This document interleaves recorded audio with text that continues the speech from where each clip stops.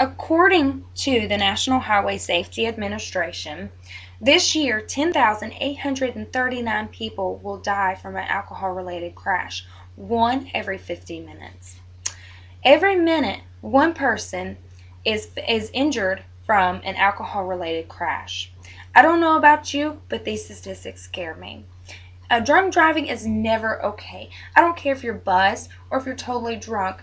You should never get behind the wheel of a vehicle, period.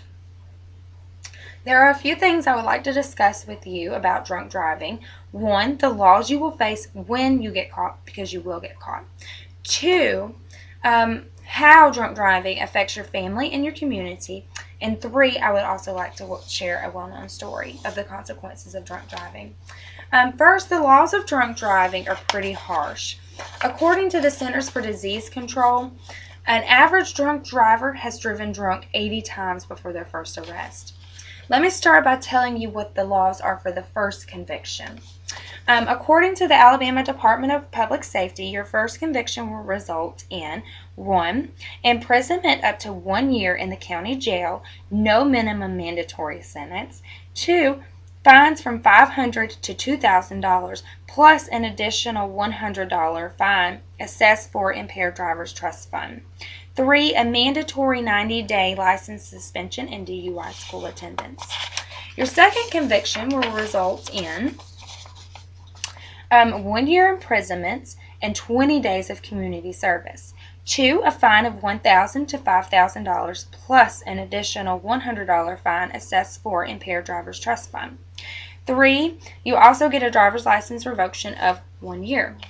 And if you're dumb enough to make a third conviction, your third conviction will result in 1 year imprisonment for no less than 1 year that cannot be probated or suspended. 2. A fine of $2,000 to $10,000 plus that additional $100 fine assessed for impaired drivers trust fund.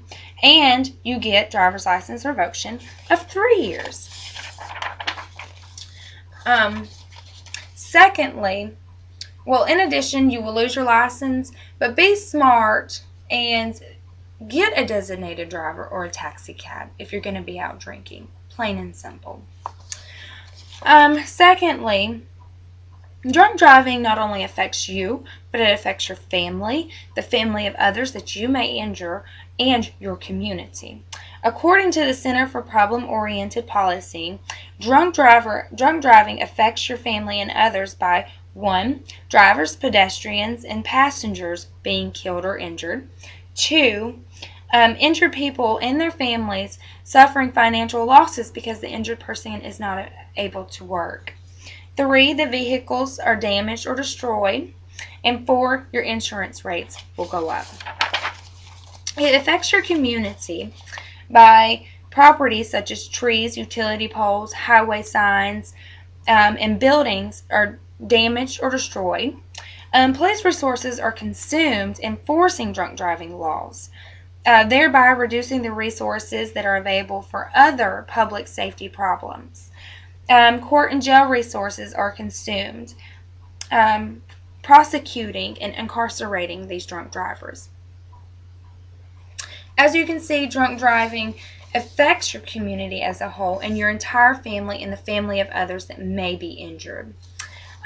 Lastly, I wanted to share a story with you that I'm sure everybody might be familiar with. Has everyone heard of Saran Stacy, the ex-Tide football player? Well, according to the Birmingham newspaper, he lost his wife and 4 of his children in a fatal vehicle accident. The driver of the other vehicle, Adam Wayman, was intoxicated. Adam Wayman was fatally injured. The only people who survived the crash was Saran Stacy and his 3-year-old daughter, Ellie Stacy.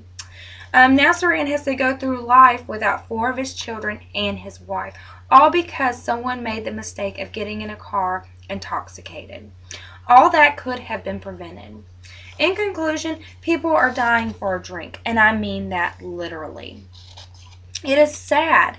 Know that when you decide to get on the road in a vehicle drunk, you are putting yourself and everyone else's life at risk.